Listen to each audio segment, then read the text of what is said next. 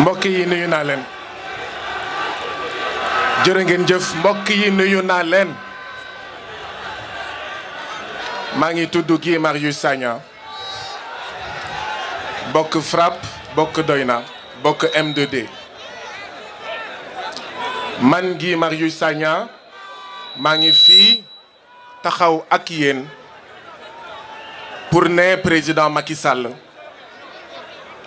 fii du fi amee troisième mandat fii du fi nekk ñetteelu yoon candidat bu bëggee nekk candidat na dem ci beneen réew ci àddina bi waaye du doon ci Sénégal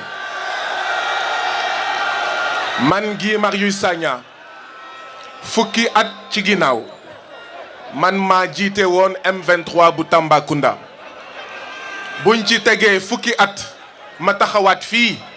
naan non au troisième mandat non à la troisième candidature lu muy tekki mooy Sénégal avancé wul dafa taxaw ci diiru juróom ñetti at tey xëccoowuñu M23 xëccoowuñu 23 juin fan laa nekkoon 23 juin 2011 nekkoon naa Assemblée nationale 23 juin 2011 jëfee ko tey moo ëpp solo yéen mii nekk fii esprit wu 23 juin moom ngeen di jëfee te loolu moo am solo fi ma nekkoon 23 juin 2011 amul solo ban taxawaay laa am tey loolu moo am solo dégg nañ ay taskatu xibaar naan depuis démb xaw ma barki démb dañuy xëccoo 23 juin ñun xëccoowuñu 23 juin xëccoowuñu M23 ñun li ñuy xëccoo mooy la défense intransigeante de la Constitution li ñuy xëccoo mooy troisième mandat du fi am moo xam président Ablaye Wade mooy président moo xam Macky Sall mooy président moo xam Bougane mooy président moo xam Ousmane Sonko mooy président moo xam xawma kan mooy président moo xam Abdourahmane Diouf mooy président moo xam Déthié mooy président moo xam Mame Diarra Fam mooy président fii duñ fi nangoo troisième mandat fii kenn du fi nangu troisième candidature dañoo bëgg mu leer nekkuñu ñoo xam ne dañuy wax démb lii tey ñu wax safaan ba ku munti nekk président fii ci Sénégal doo fi am troisième candidature dañoo bëgg muy leer loolu bu noppee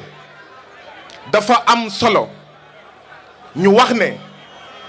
lan mooy la fonction du troisième mandat lan moo tax Afrique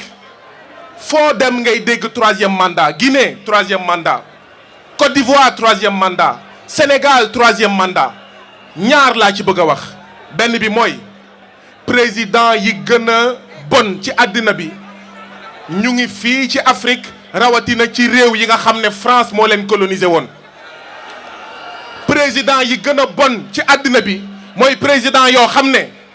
au lieu que ñu régler ñàkkum jàng bi ñàkkum xëy bi jafe-jafe ci wàllu hôpital jafe-jafe ci wàllu chômage jafe-jafe béykat yi jafe-jafe sàmmkat yi jafe-jafe nappkat yi ñu ñuy imposer un débat sur le troisième mandat loolu mooy président bu bon tey lu ñu waroon waxtaanee mooy naka la ñuy fexe ba 54% des Sénégalais mënuñu jàng abajada ay analphabètes lañu au lieu ñu régler loolu ñuy waxu troisième mandat li ñu waroon régler fii ci Sénégal mooy naka la ñuy fexe ba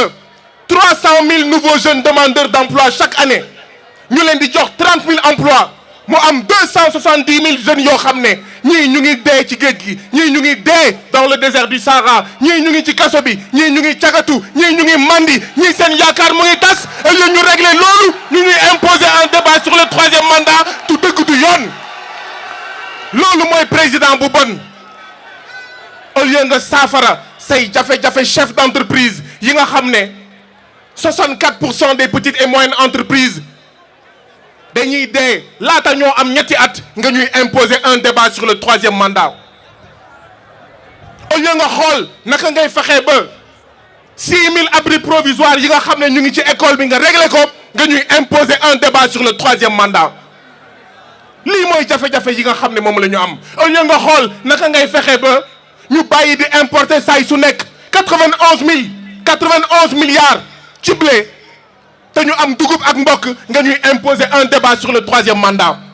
au lieu nga xool naka ngay fexe ba régler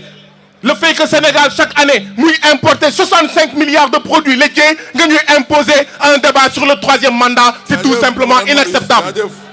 lii mooy li nga xam ne moom la ñu waxoon mbir mi nag jafewul def leen ni man jox leen seen bakkan askan bi mu jeex tàkk def leen ni man nañu xeex ba keroog président Macky Sall jóge fii jërë ngeen jëf jaajëf